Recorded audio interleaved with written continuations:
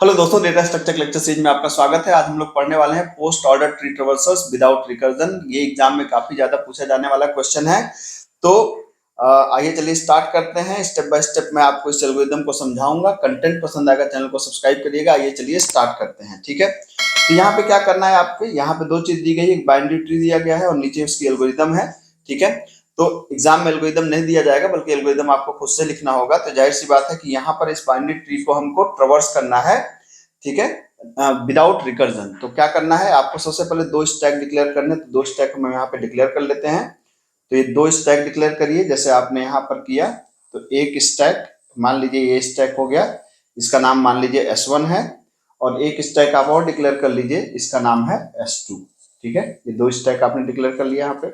फिर push root to the first stack S1। तो मान लीजिए हमारा A रूट है, तो इसको क्या करना है, यहाँ पर पुश कर देना है A यहाँ पे, ठीक है। देन ये हो गया हमारे पास loop while S1 is not empty. Loop तब तक चले जब तक कि S1 एम्प्टी ना हो, ठीक है।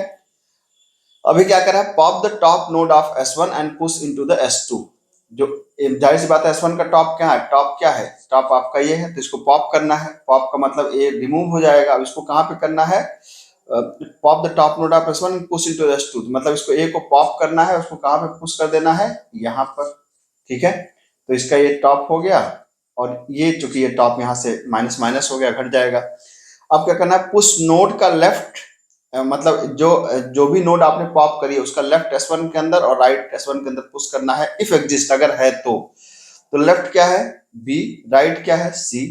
तो हमने यहाँ पहले B पुश कर दिया, पहले यहाँ पर B पुश कर दिया, अब फिर यहाँ पे क्या पुश कर दिया, C को पुश कर दिया, ठीक है। पहले लेफ्ट फिर राइट, ठीक। अब क्या करना है, अब यहाँ पे क्या है, while S1 is not empty. क्या S1 एम्प्टी नहीं है, सही बात एम्प्टी नहीं है। तो क्या करें, pop the top element of S1। तो यहाँ पे जाहिर सी बात है टॉप कहाँ पे होगा, यहाँ पे होगा। तो टॉप एलिमेंट को पॉप कर दीजिए, ठीक है।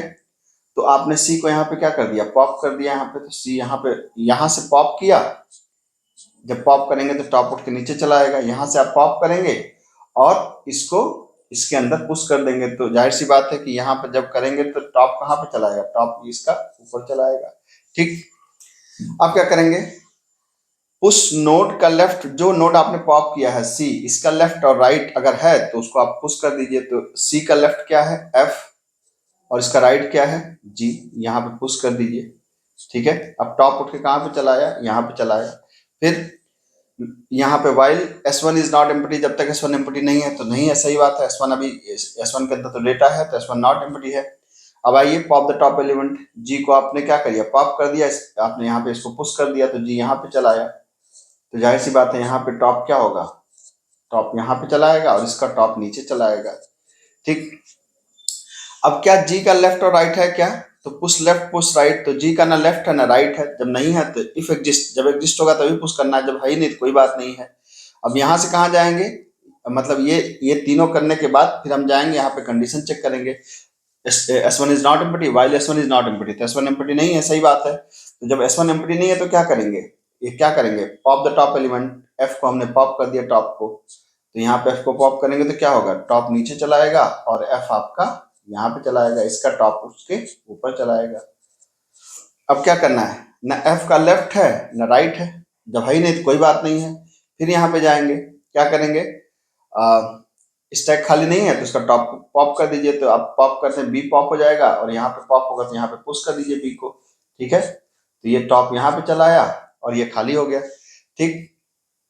लेकिन जब आप B को यहाँ पर क्या करेंगे, पॉप करेंगे, तो B का लेफ्ट और राइट एग्जिस्ट करते हैं। तो B का लेफ्ट और राइट यहाँ पे डाल देंगे तो पहले क्या जाएगा D और फिर क्या जाएगा E, ठीक है। तो अब जाहिर सी बात है ये हो गया आपका।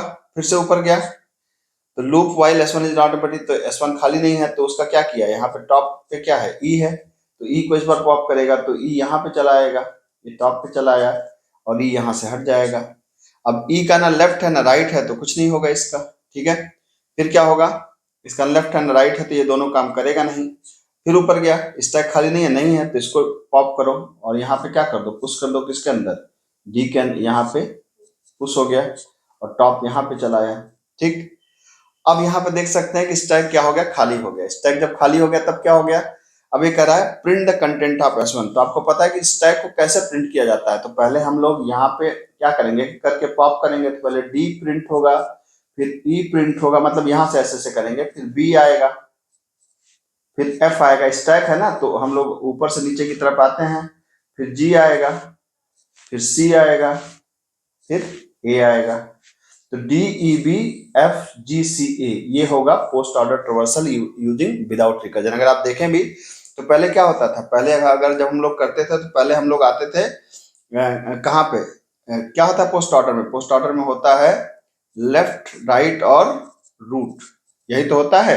ठीक, तो लेफ्ट राइट रूट होता है। तो लेफ्ट सबसे पहले आप कहाँ पे गए, लेफ्ट में, तो पहले आया D, फिर E, फिर B। तो DEB एकदम सही है।